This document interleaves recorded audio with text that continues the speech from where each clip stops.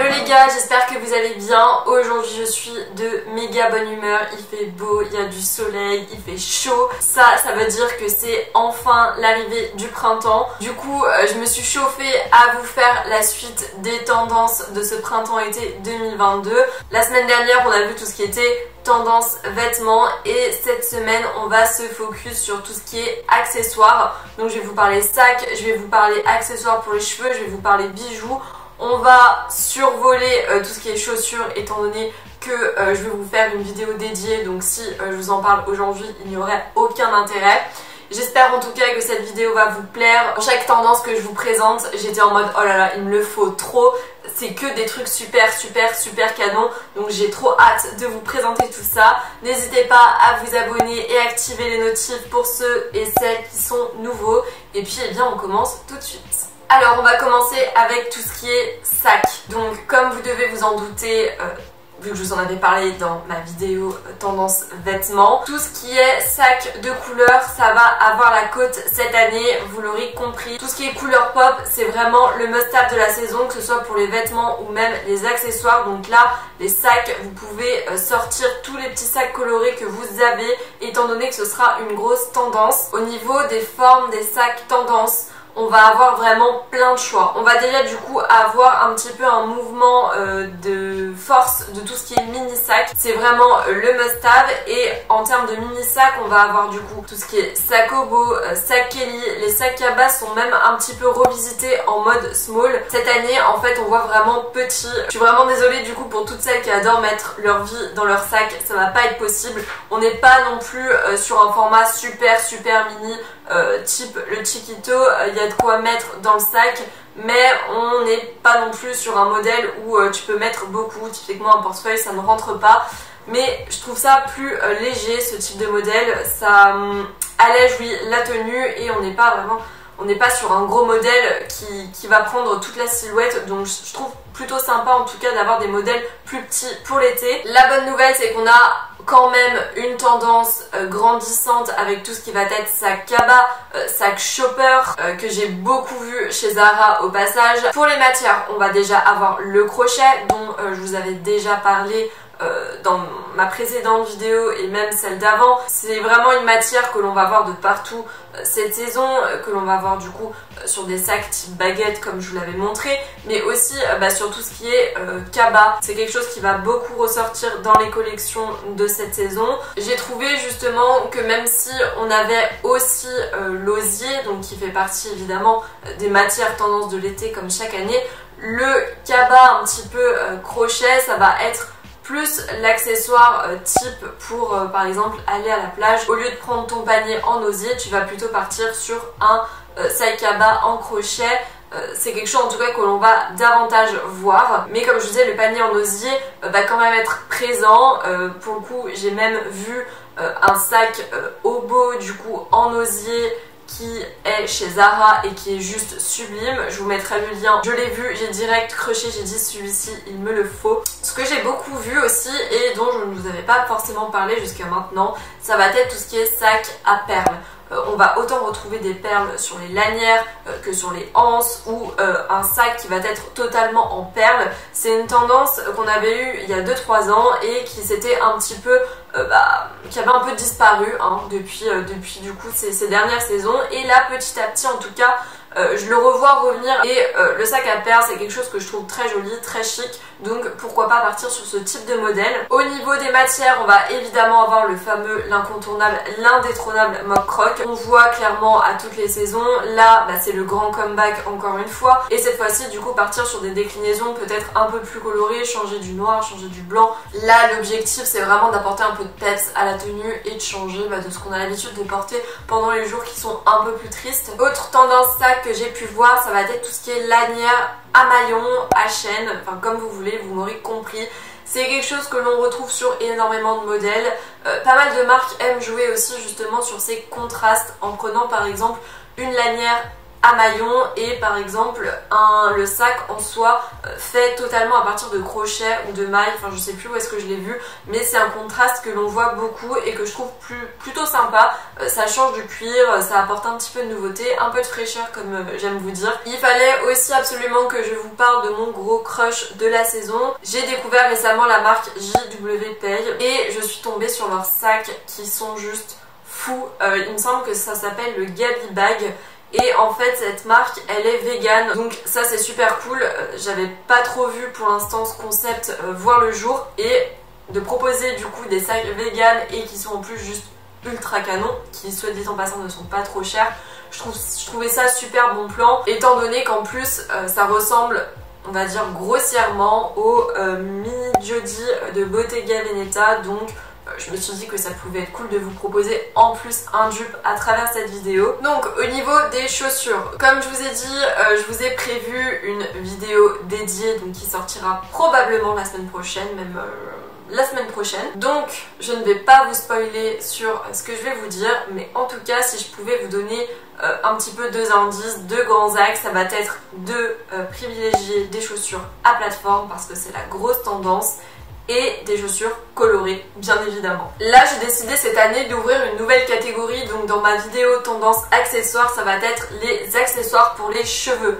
Cette année franchement on est blindé d'accessoires pour les cheveux, il va y avoir de quoi se faire plaisir parce qu'en plus ce n'est que des pépites. Donc on va commencer bien évidemment avec l'incontournable foulard. Vous m'aviez demandé un petit peu ce qui était tendance, et bien je vais vous le dire aujourd'hui. Le foulard c'est tendance, et ce qu'on va beaucoup retrouver du coup cette saison sur les foulards, ça va être notamment des couleurs, beaucoup de couleurs, mais aussi au niveau des imprimés, on va énormément retrouver tout ce qui est fleuri, avec notamment des fleurs hawaïennes dont je vous avais parlé du coup dans ma précédente vidéo également, qui est une grosse tendance. À voir sur le foulard ce que ça donne. Et ce que j'ai aussi beaucoup vu, ça va être l'imprimé patchwork. Je trouvais quand même que cette année les foulards étaient assez originaux, donc pourquoi pas par exemple le porter avec une petite robe blanche afin de lui donner un peu plus de cachet, un peu plus de peps. Les matières tendances pour ces foulards, ça va être le coton et le satin as usual. On le voit depuis déjà super longtemps, pas mal de saisons. Et là on a une petite nouveauté cette année puisque ça va être des foulards en vinyle. Bon, ça plaît ou ça plaît pas, mais en tout cas Versace a tenté le coup et je trouvais ça plutôt canon.